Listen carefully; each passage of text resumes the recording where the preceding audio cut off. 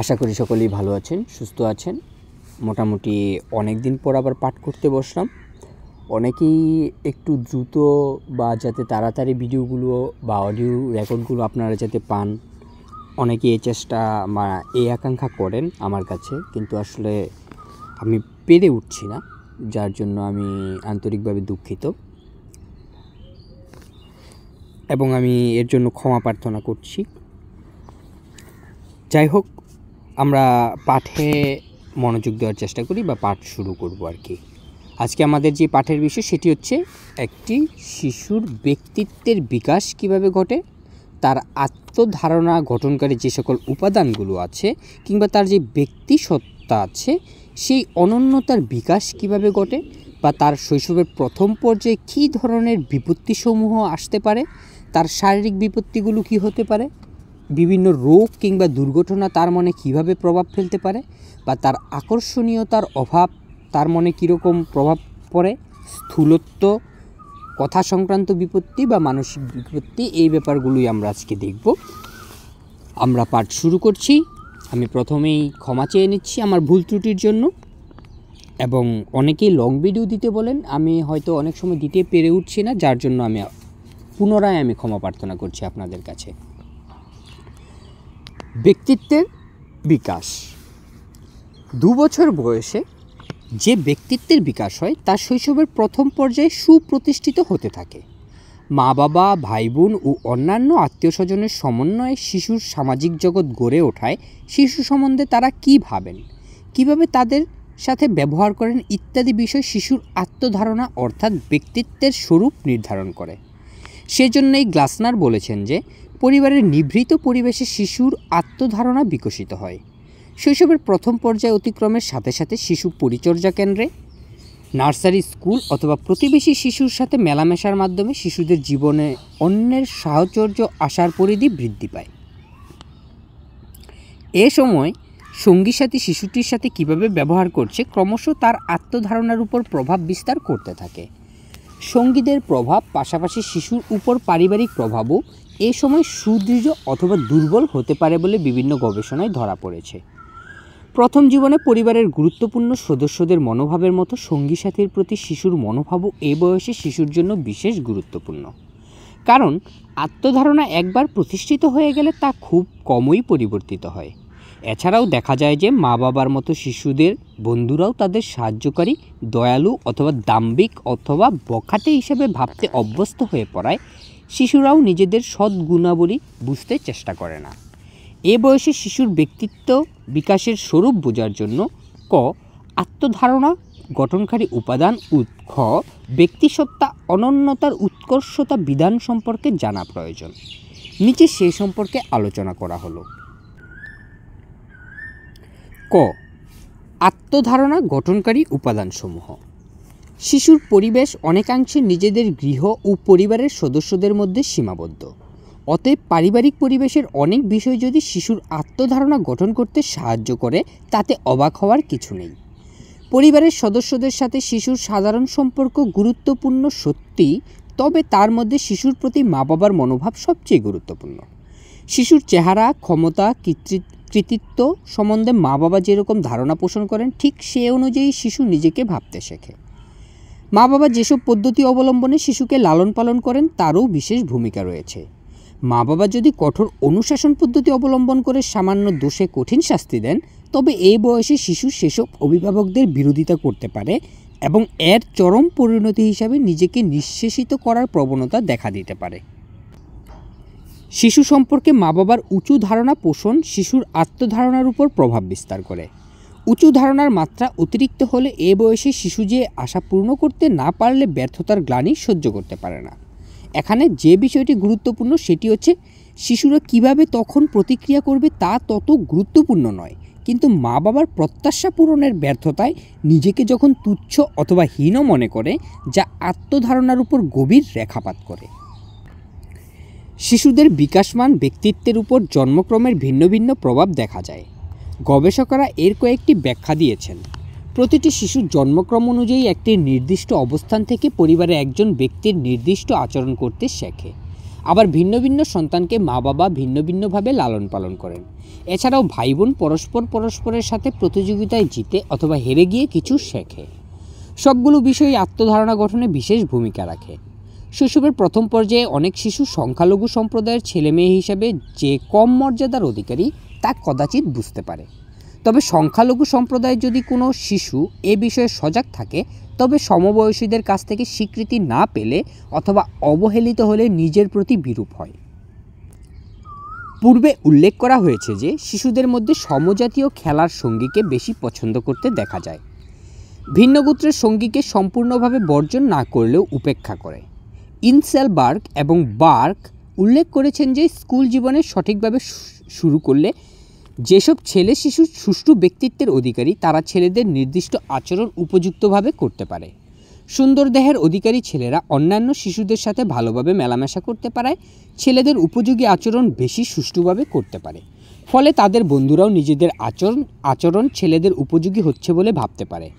শৈশবের প্রথম পর্যায়ে মা অথবা বাবার মৃত্যু অথবা বিচ্ছেদ। মা বাবার মৃত্যু অথবা বিচ্ছেদ অথবা সামাজিক পদমর্যাদা বৃদ্ধির লক্ষ্যে মা বাবার কঠোর পরিশ্রম ইত্যাদির ফলে সৃষ্ট নিরাপত্তার অভাববোধ শিশুদের আত্মধারণার বিকাশকে বিঘ্নিত করে। কারণ এসব শিশু সমবয়সী সঙ্গীতের তুলনায় নিজেকে অসহায় মনে করে।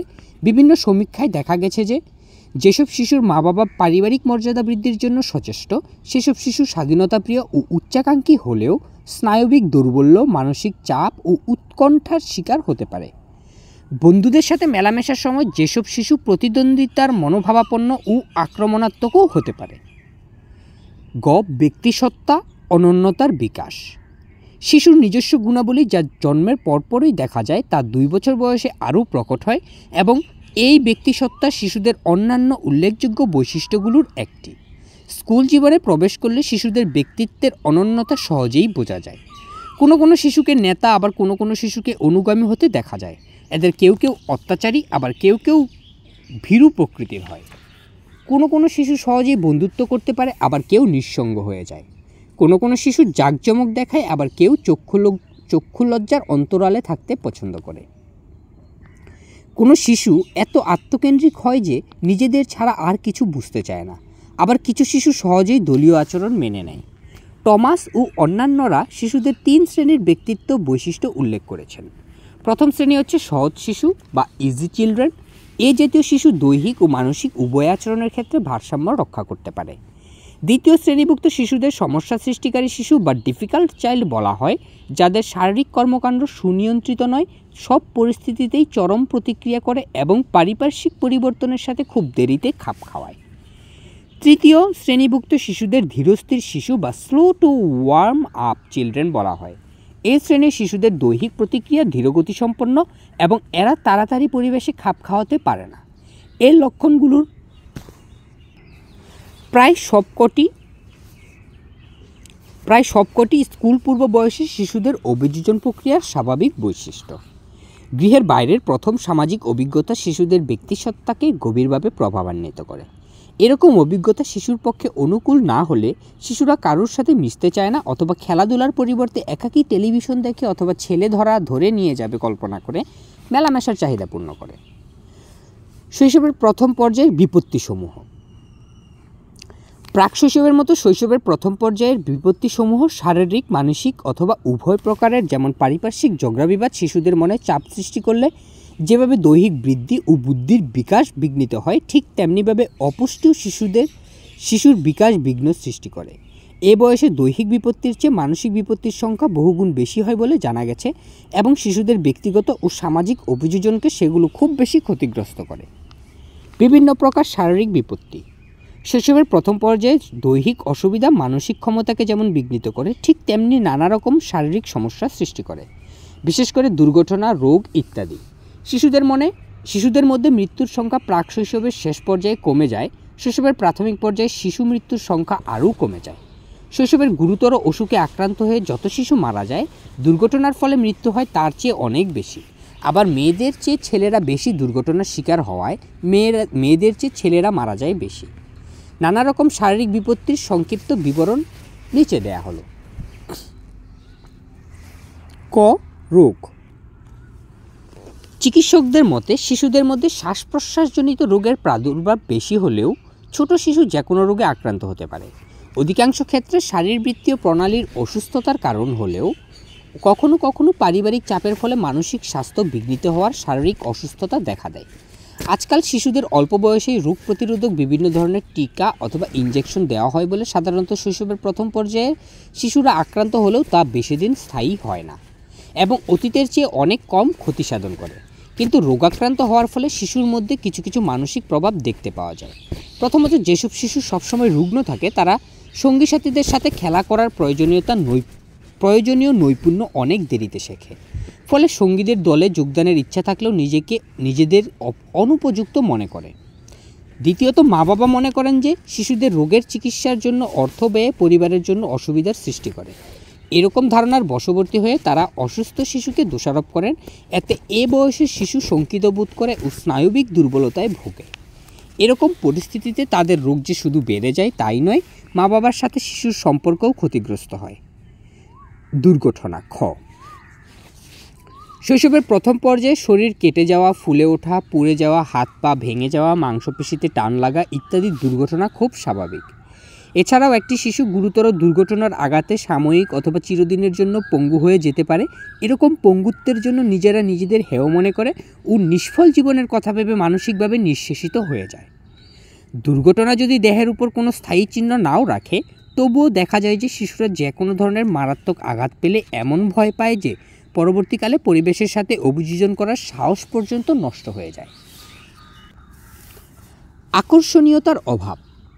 শৈশবের শেষ পর্যায়ে বড় হয়ে ওঠার সাথে সাথে শিশুদের অন্যের মনোযোগ আকর্ষণ করার ক্ষমতা কমে আসে। এর কয়েকটি কারণ রয়েছে।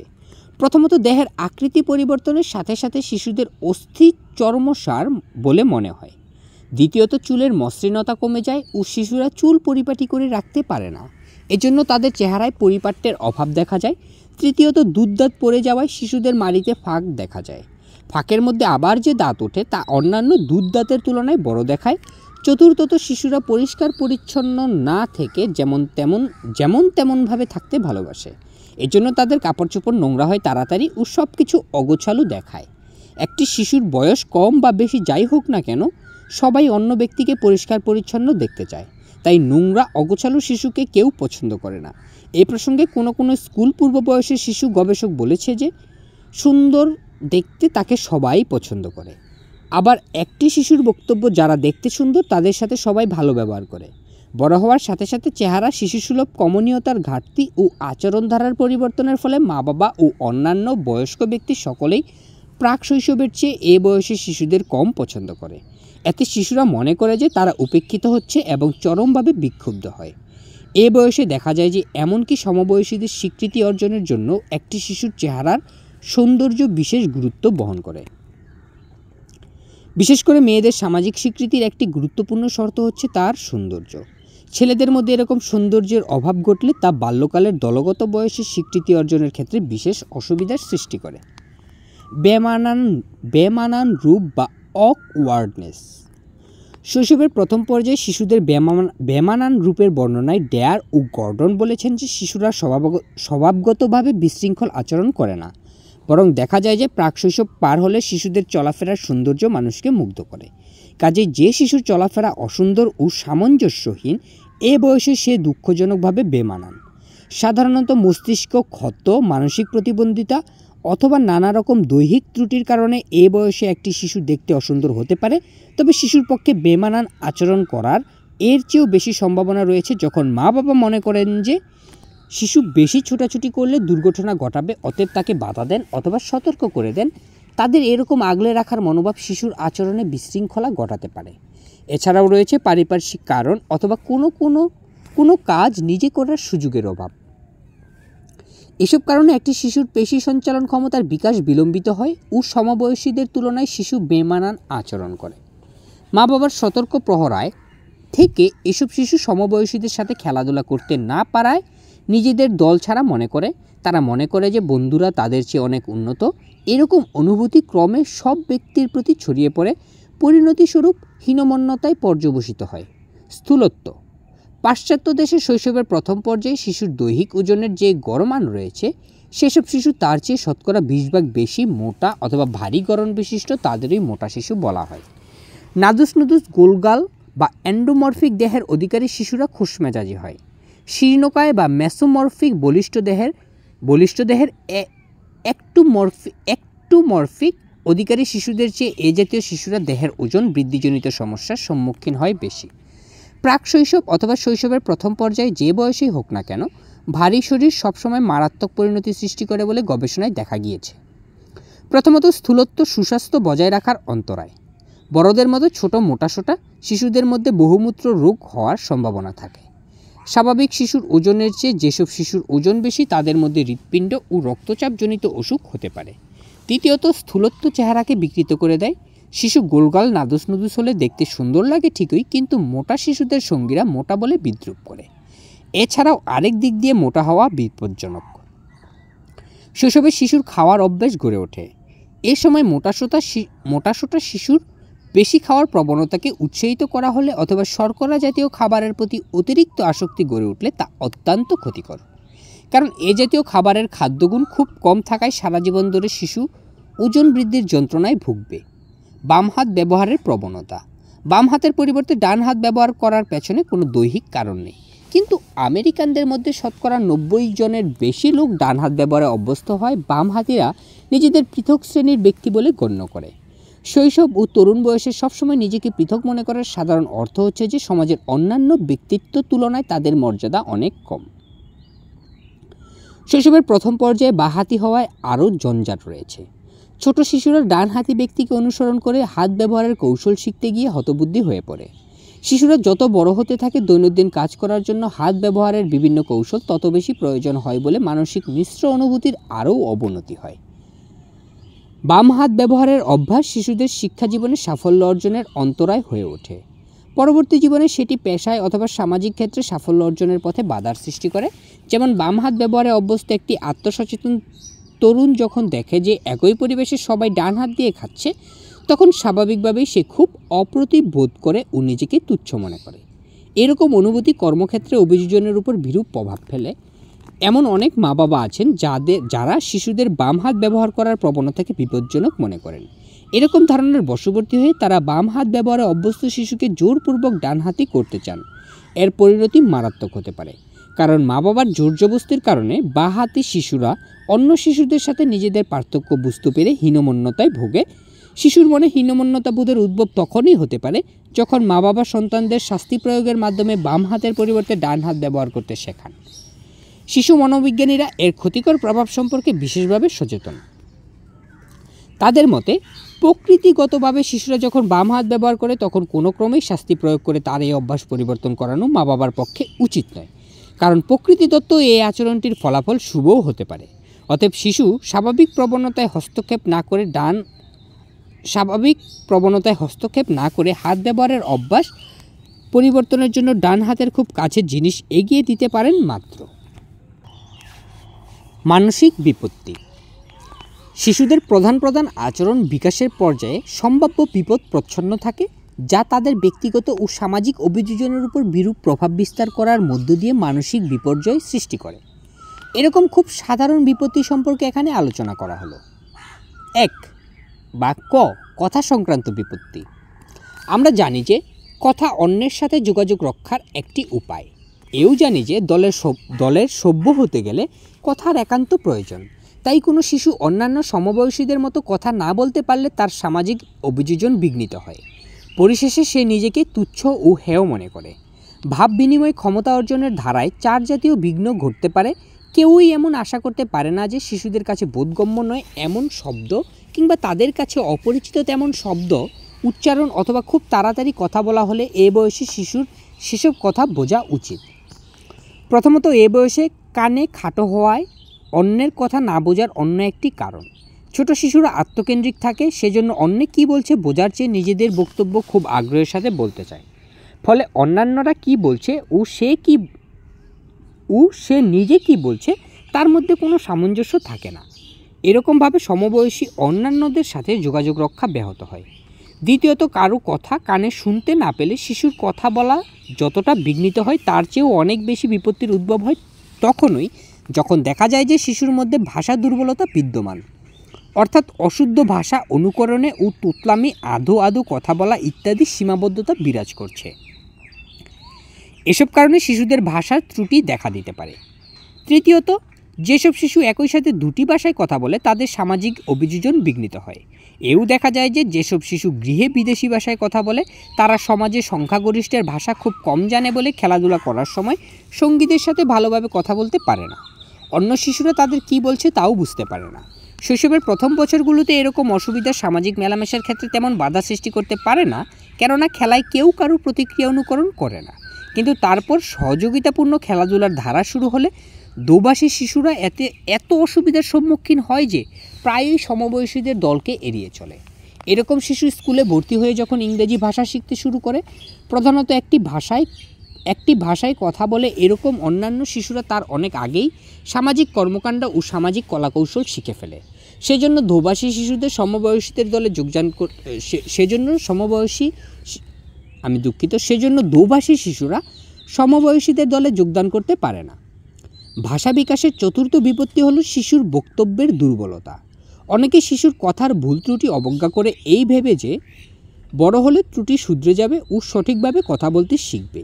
কিন্তু শিশুর কথার বিষয়বস্তু প্রধানত নিজ সম্পর্কে হলে এবং অন্য ব্যক্তি সম্পর্কে কিছু বলার সময় যদি সমালোচনামূলক ও অবমাননাকর কিছু প্রকাশ পায়, তবে কেউ তা খুব কমই সহ্য করে। কারণ অন্য আরেকজনকে আঘাত দিয়ে কথা বলে শিশুরা সাময়িক আত্মতুষ্টি লাভ করে বলে এভাবে অনভিপ্রেত কথা বলা ক্রমশ তাদের স্বভাবে পরিণত হতে পারে এবং যা পরবর্তীকালে তার সামাজিক অভিযোজনের ক্ষেত্রে গুরুতর বিপর্যয় সৃষ্টি করতে পারে। আবেগের ক্ষেত্রে বিপত্তি। অসুখকর আবেগময় প্রতিক্রিয়া, বিশেষ করে রাগের প্রাধান্য স্বাভাবিক আবেগ প্রকাশের ক্ষেত্রে বিপর্যয় ঘটায়। সুখময় অভিজ্ঞতার তুলনায় দুঃখজনক অভিজ্ঞতার পরিমাণ বেশি হলে জীবন সম্পর্কে সুন্দর ধারণা নষ্ট হয়ে যায় ও স্বভাবের মাধুর্য বিঘ্নিত হয়। এছাড়াও দেখা যায় যে অল্প দিনের মধ্যেই ছোট শিশুদের চেহারায় এমন একটি ভাব ফুটে ওঠে যা দেখে বোঝা যায় তারা গম্ভীর কিংবা বিরক্ত হয়েছে। এরকম মুখভাব শিশুদের বৈশিষ্ট্যকে নষ্ট করে ফেলে। শৈশবে একইভাবে ব্যক্তিগত ও সামাজিক অভিযোজনের ক্ষেত্রে আরেকটি যে বিপত্তির উদ্ভব হয় সেটি হচ্ছে অন্য ব্যক্তির সুখ, দুঃখ, সমস্যা ইত্যাদিতে সমভাবে আবেগে আপ্লুত হওয়ার অক্ষমতা, অর্থাৎ সমানুভূতি জটিলতা বা এমপ্যাথি কমপ্লেক্স। সমানুভূতি জটিলতা সৃষ্টির পিছনে দুটি কারণ রয়েছে। প্রথমত, শিশুরা যদি প্রাক শৈশব পর্যায়ে মা অথবা মাতৃস্থানীয় ব্যক্তির অভাবে অন্য কারোর সাথে উষ্ণ ভালোবাসার সম্পর্ক গড়ে তোলার সুযোগ না পায়, তবে এরকম সম্পর্ক যে কত আনন্দের তা তারা বুঝতে পারে না। ফলে শৈশবের প্রথম পর্যায়ে এসব শিশু সঙ্গী সাথী অথবা অন্য কোনো ব্যক্তির সাথে হৃদ্যতাপূর্ণ অথবা বন্ধুত্বপূর্ণ সম্পর্ক স্থাপন করতে পারে না।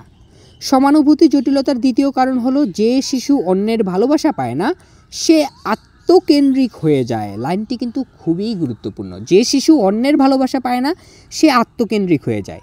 এতে সে অন্যের সাথে ভাবাবেগের আদান প্রদান করতে অক্ষম হয়। মায়ের প্রতি অতিরিক্ত আসক্তি জন্মালে তাও শিশুর সুষ্ঠু বিকাশের অন্তরায় হয়ে পড়ে, কারণ অন্ধ ভালোবাসায় মোহগ্রস্ত শিশু দুষ্টুমির সময় মায়ের শাসনের কথা ভেবে ভীত শঙ্কিত হয়ে পড়ে, কারণ ভালোবাসা হারানোর ভয় তাকে নিরাপত্তাহীন করে তোলে। এভাবে অন্যের ভালোবাসার উপর মাত্রাতিরিক্ত নির্ভরশীল অবস্থা সঙ্গীদের সাথে বন্ধুত্ব প্রতিষ্ঠার ক্ষেত্রে সমস্যা সৃষ্টি করে। এও দেখা যায় যে এ বয়সে খেলনা অথবা অন্যান্য জড়বস্তুর প্রতি আসক্তি না জন্মালে শিশুরা নতুন পরিবেশে নিরাপদ বোধ নাও করতে পারে। এ প্রসঙ্গে পাসম্যান বলেছেন যে প্রাণবন্ত অথবা প্রাণহীন বস্তুর প্রতি ভালোবাসা শিশুর উৎকণ্ঠা নিরসনে সাহায্য করে, সেসব শিশু সবেমাত্র প্রাকশৈশব অতিক্রম করেছে, অর্থাৎ পরিবারের বাইরে অন্যান্যদের সাথে মেলামেশার সুযোগ সবেমাত্র পেয়েছে, তাদের বেলায় এই কথাটি বিশেষভাবে প্রযোজ্য। গবেষণায় জানা গিয়েছে যে স্কুল পূর্ব বয়সের যেসব শিশু তাদের প্রিয় বস্তু অর্থাৎ একটি প্রিয় খেলনা অথবা কাপড়ের টুকরো নিয়ে ঘুরে বেড়ায়, স্কুলের অপরিচিত পরিবেশে তারা কম ভয় পায় এবং অভিযোজনও সহজতর হয়। সামাজিক আচরণ সংক্রান্ত বিপত্তি। শৈশবের সামাজিক অভিযোজন সাধারণভাবে পাঁচভাবে বিঘ্নিত হতে পারে। প্রথমত, কথা কিংবা অন্য কোনো আচরণের জন্য শিশু বন্ধুবান্ধবের কাছে জনপ্রিয়তা অর্জন করতে না পারলে শুধু যে একাকী হয়ে যায় তা নয়, দল স্বীকৃত প্রতিক্রিয়া কিভাবে করতে হবে তাও শিখতে পারে না। অসামাজিক কথা বলা অথবা অবাধ্য আচরণ ক্রমশ শিশুর অভ্যাসে পরিণত হওয়ার বয়স অতিক্রমের সাথে সাথে তার পক্ষে দলীয় স্বীকৃতি লাভের সম্ভাবনা অনেক কমে আসে। দ্বিতীয়ত, ছেলে অথবা মেয়েকে যখন চাপ সৃষ্টির মাধ্যমে লিঙ্গ নির্ধারিত আচরণ করতে শেখানো হয় তখন তারা এত বাড়াবাড়ি করে ফেলে যে সঙ্গী সাথীরা বিরক্ত বোধ করে। উদাহরণস্বরূপ, এ বয়সে ছোট একটি ছেলে এভাবে পৌরুষের পরিচয় বহনকারী আক্রমণাত্মক আচরণ করতে গিয়ে খেলার সময় বন্ধুকে মারামারি করতে প্ররোচিত করলে সঙ্গীরা তাকে প্রত্যাখ্যান করে। তৃতীয়ত, সমবয়সীদের কাছ থেকে এরকম ব্যবহার পাওয়ায় সে প্রায়ই বিরূপ সামাজিক মনোভাব পোষণ করে। যেসব শিশু প্রথম জীবনে লিঙ্গ, বর্ণ, বয়স ইত্যাদি তারতম্য হেতু অন্যের সাথে সহজভাবে মেলামেশা করতে পারেনি, পরবর্তী পর্যায়ে তারা মনে করে যে কোনো ব্যক্তিই তার পছন্দ নয়। এর ফলে গৃহের বাইরে, এমনকি কখনো কখনো গৃহের অভ্যন্তরেও কারোর সাথে মিশতে চায় না। এভাবে তারা যে শুধু সামাজিক মেলামেশার আনন্দ থেকে নিজেদের বঞ্চিত করে তা নয়, সমাজ জীবনেও মেলামেশা করতে শেখার সুযোগ হারায়। চতুর্থত, সামাজিক বিপত্তি হলো মানুষকে সঙ্গী হিসেবে গ্রহণ করতে না পেরে কল্পনায় শিশু পোষা জীবজন্তুকে সঙ্গী মনে করে। কাল্পনিক সঙ্গী সাময়িকভাবে শিশুর নিঃসঙ্গতার সমস্যা দূর করে সত্যি, কিন্তু তাকে সামাজিক প্রাণীতে পরিণত করতে পারে না। এসব শিশু কল্পনায় বন্ধুত্বের উপর কর্তৃত্ব প্রতিষ্ঠা করতে পারে, কিন্তু সত্যিকারের খেলায় তা পারে না। যখন এরা বুঝতে পারে যে কল্পনায় যে কাজ সুন্দরভাবে করেছে বাস্তবে সেরকম করতে পারছে না, তখন তার পক্ষে দলের সাথে মেলামেশা অসম্ভব হয়ে ওঠে। শৈশবের প্রথম পর্যায়ে পোষা জীবজন্তু শিশুদের সঙ্গীর অভাব কিছুটা মেটাতে পারলেও শিশুর জীবনে অবশ্য প্রয়োজনীয় সামাজিক দলের প্রভাব পূর্ণ করতে পারে না। শিশুর প্রিয় পোষা জন্তুটি সম্পূর্ণভাবে তার বশীভূত হওয়ায় প্রভুরূপী শিশুরা যে কোনো ব্যবহারকে সে মেনে নেয়। এতে পোষা জন্তুর প্রতি আক্রমণাত্মক হওয়া শিশুর পক্ষে সহজ হয়। কিন্তু আগেই উল্লেখ করা হয়েছে যে বিশেষ করে খেলার দলের স্বীকৃতি লাভের জন্য শিশুকে আক্রমণাত্মক প্রতিক্রিয়া বিসর্জন দিয়ে বন্ধুসুলভ ও প্রীতিসুলভ প্রতিক্রিয়া করতে হবে। সামাজিক বিকাশের পঞ্চম বিপত্তির উদ্ভব হয় শিশুকে যখন মা বাবা বেশি সময় অন্য শিশুর সাথে মিশতে দেন এবং কম সময় একাকী থাকতে উৎসাহিত করেন। যেমন ছোট শিশুকে পরিচর্যা কেন্দ্রে অথবা নার্সারি স্কুলে পাঠানোর ফলে অনেকক্ষণ খেলাধুলার মাধ্যমে অন্যের দ্বারা শিশুরা সহজে আনন্দিত হওয়ার অভ্যাস গড়ে তোলে এবং নির্জনে নিজেকে আনন্দিত করার সুযোগ পায় না। ফলে একাকী হলেই এরা নিজেকে নিঃসঙ্গ ও পরিত্যক্ত মনে করে। নিঃসঙ্গ পরিবেশে একটি শিশুর যত খেলনাই থাকুক না কেন, অন্যান্য শিশুদের থেকে বিচ্ছিন্ন হলেই এসব শিশুর জীবন এ বয়সে নিঃসঙ্গতায় ভরে যায়। খেলাধুলার যোগ্যতা অর্জনের ক্ষেত্রে বিপত্তি। সঙ্গী সাথী থেকে দূরে বসবাস অথবা প্রতিবেশী শিশু কর্তৃক দলীয় স্বীকৃতির অভাব ইত্যাদির যে কোনো একটি কারণে শিশুদের জীবনে বন্ধুর অভাব বলে শিশুরা এ বয়সে একা একা খেলতে বাধ্য হয়। শিশুদের জীবনে খেলার কিছু উপকারিতা রয়েছে, কারণ এ জাতীয় খেলার মাধ্যমে শিশুরা স্বয়ংসম্পূর্ণতা অর্জন করতে শেখে। এই সম্পর্কে মুর এবং সহগবেষকবৃন্দ মন্তব্য করেছেন যে একা একা খেলা করা দুর্বল সামাজিক অভিযোজনের পরিচায়ক নয়, বরং এরকম খেলা কার্যত শিশুর পক্ষে উপকারী একটি স্বাভাবিক কর্মপ্রণালী। অন্যদিকে খেলার মাধ্যমে শিশুরা প্রধানত সামাজিক আচরণ করতে শেখে বলে এ বয়সে যেসব শিশুর কোনো খেলার সাথী নেই তারা সাধারণত কিভাবে সামাজিক আচরণ করতে হয় তা জানে না। এরকম আরেকটি গুরুত্বপূর্ণ বিষয় হচ্ছে এই যে অনেক শিশু এ বয়সে নির্জনে একা খেলার পরিবর্তে টেলিভিশন দেখে আনন্দ লাভ করে। এভাবে সঙ্গীর অভাবেও তারা অবসরের অধিকাংশ সময় টেলিভিশন দেখে কাটায়। বিভিন্ন গবেষণায় দেখা গেছে যে টেলিভিশন দেখলে শিশুর জ্ঞান বৃদ্ধি হয় এবং বিভিন্ন বিষয়ের প্রতি আগ্রহের প্রসার ঘটে। অন্যদিকে অতিরিক্ত টেলিভিশন দেখার কিছু খারাপ ফলাফলও দেখা যায়।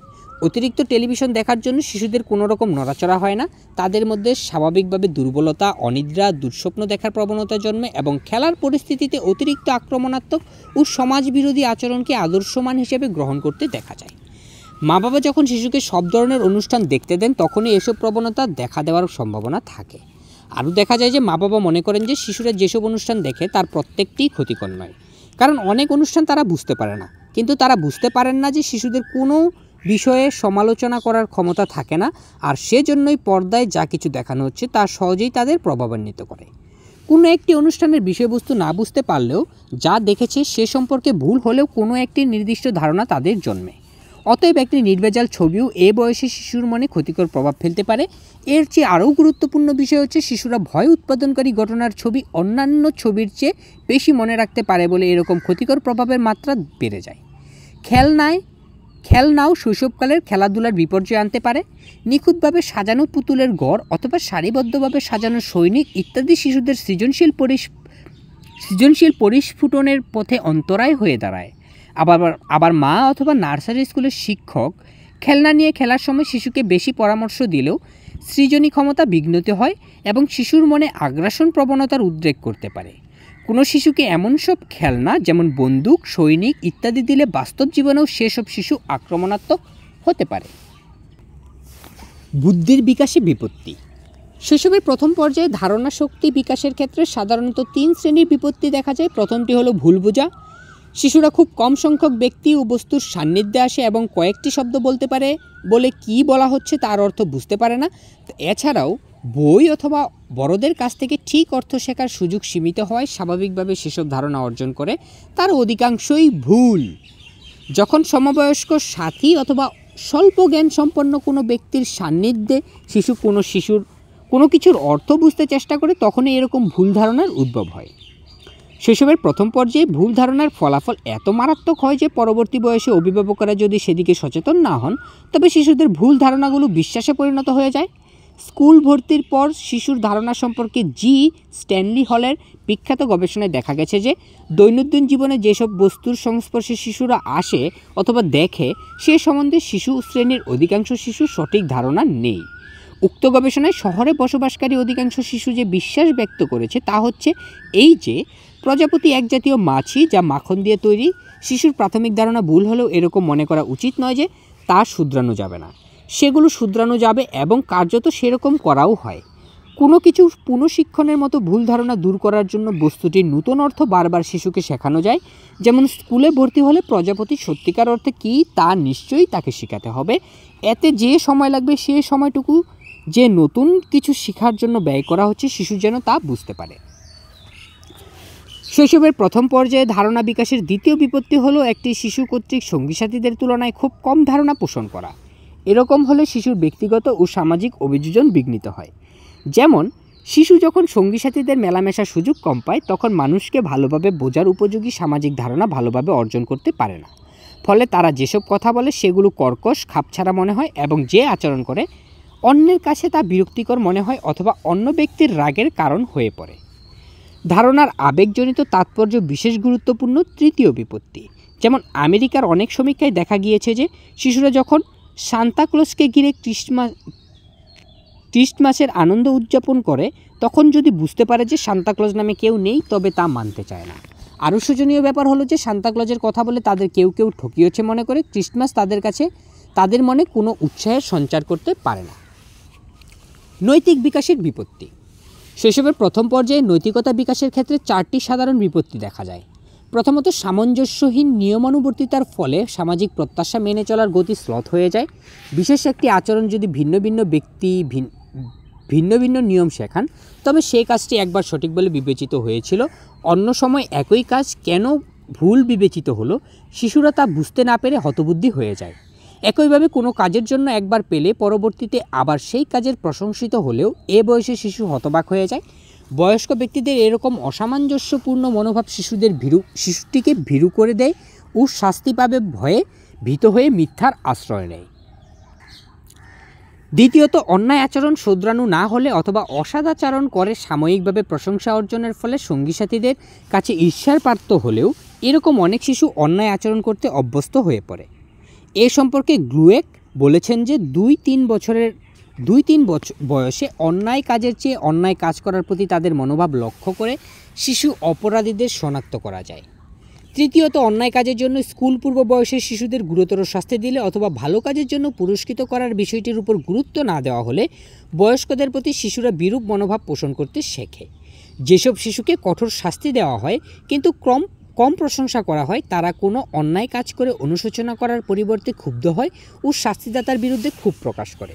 অনুশোচনা করার পরিবর্তে ক্ষুব্ধ হয় ও শাস্তিদাতার বিরুদ্ধে ক্ষোভ প্রকাশ লাইনটি আমি আবার পড়ে ফেলছি ও শাস্তিদাতার বিরুদ্ধে ক্ষোভ প্রকাশ করে। শৈশবে শিশুকে শাস্তিদান 3ভাবে যুক্তিসঙ্গত। 1. যখন শাস্তি ছাড়া আর কোনো উপায়ে শিশুকে অন্যায় কাজ থেকে বিরত করা যায় না, গর্হিত একটি কাজ শিশু যখন করেছে তখন শাস্তি দেওয়া অথবা লঘু শাস্তির ব্যবস্থা করতে হবে যাতে শাস্তি প্রদানের আসল উদ্দেশ্য নষ্ট হয়ে না যায়।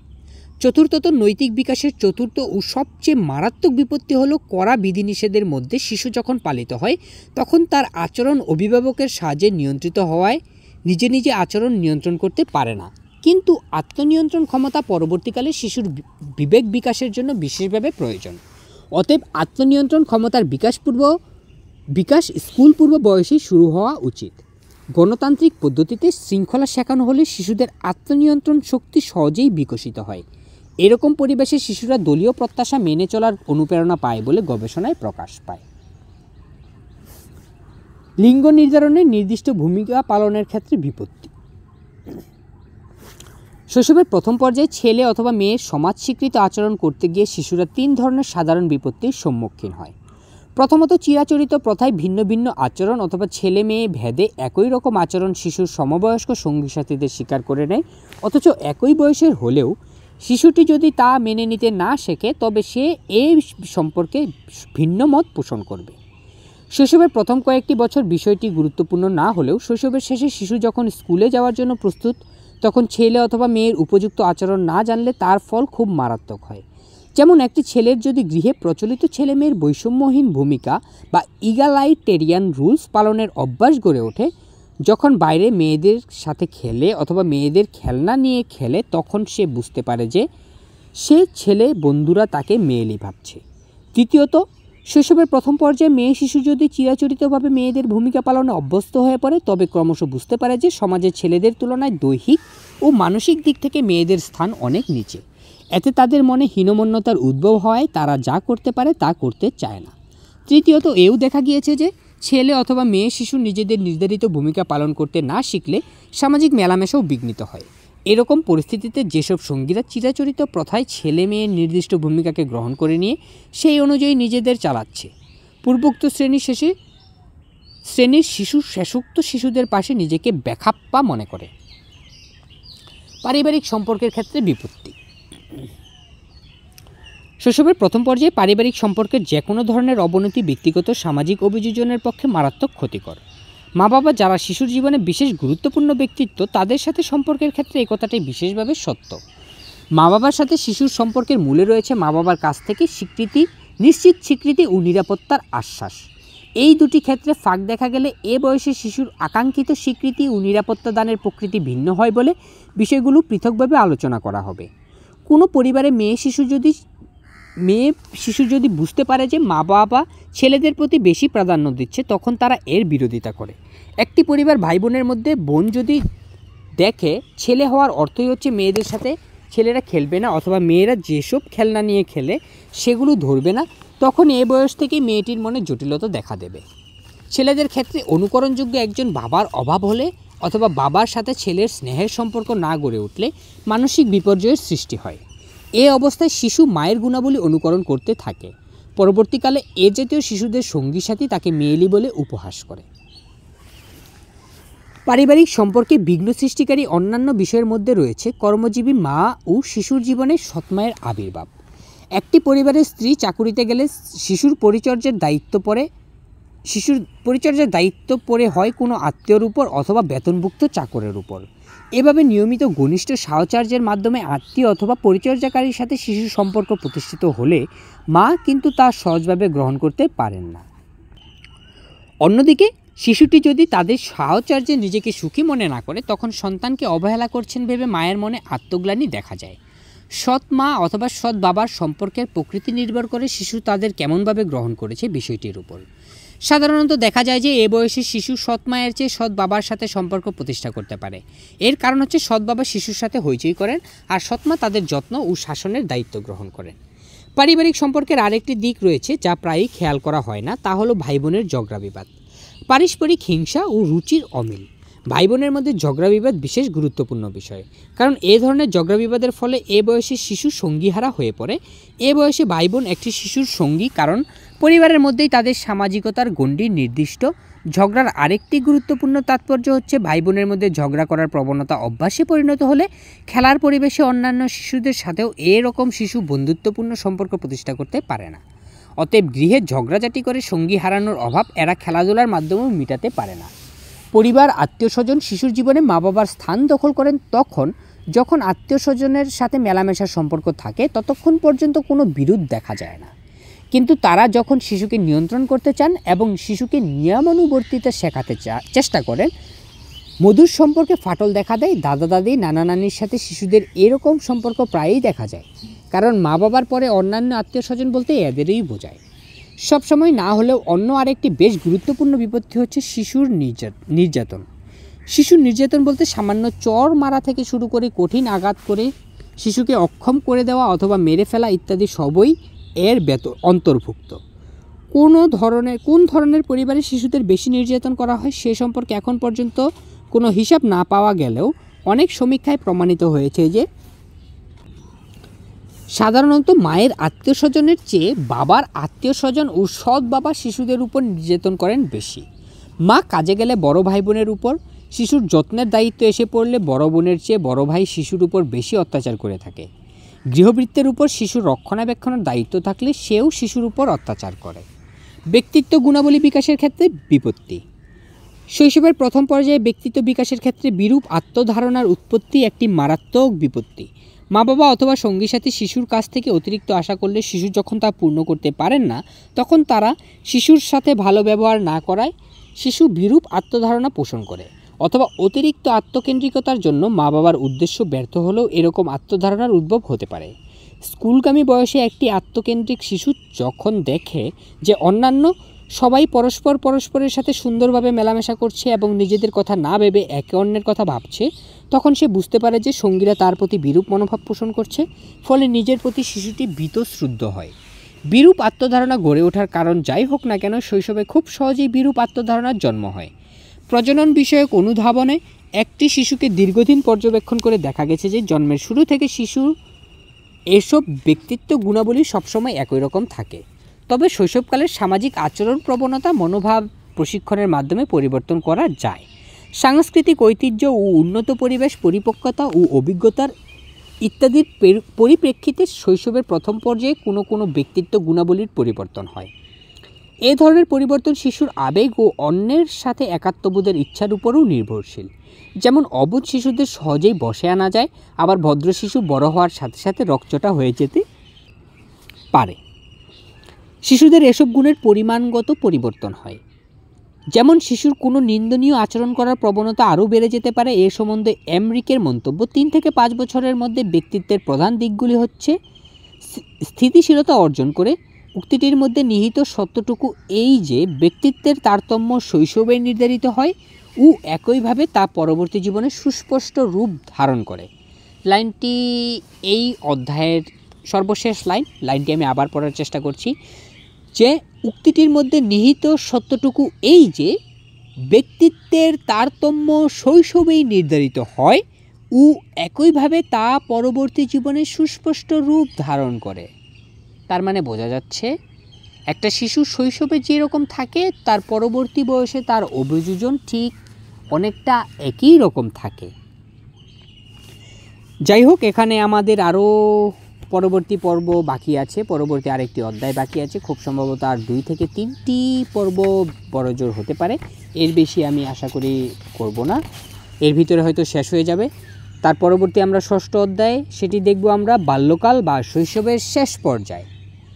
যাই হোক, সবাই ভালো থাকেন, সুস্থ থাকেন, সবার জন্য ভালোবাসা ও শুভকামনা। আমি জানি আমার পড়ার মাঝখানে অনেক ভুল ত্রুটি আমার হয়েছে, আমি আপনাদের সময় মতো সময় দিতে পারছি না, ভালোভাবে এই বইটি আমি পাঠ শেষ করতে পারছি না, যার জন্য আমি পুনরায় আন্তরিকভাবে দুঃখিত ও লজ্জা ও ক্ষমা প্রার্থনা করছি আপনাদের নিকট। সবাই ভালো থাকেন, সুস্থ থাকেন, কথা হবে হয়তো পরবর্তী পর্বে। এবং আমার এই পর্বগুলো আপনাদের কাছে কেমন লাগছে যদি আপনারা একটু দয়া করে আমাকে একটু জানাতেন কমেন্টে, তাহলে আমার একটু উপকার হতো। এবং আমি মনে করি আমার এই পর্বগুলো বিশেষ করে যারা নূতন বাবা হবেন এবং নূতন মা হবেন এবং ইতিমধ্যে নূতন মা বাবা হয়ে আছেন, আপনাদের শিশুকে আপনারা লালন পালন করছেন, এরকম পর্যায়ে এরকম মানুষদের এই বিষয়গুলো খুব গুরুত্বপূর্ণ বলেই আমার মনে হয়। যাই হোক, সেই তাগিদ থেকেই আমি এই বইটি রেকর্ড করে রাখছি। সবাই ভালো থাকেন, সুস্থ থাকেন, সবার জন্য শুভকামনা ও ভালোবাসা, ও সবাই নিরাপদে থাকেন।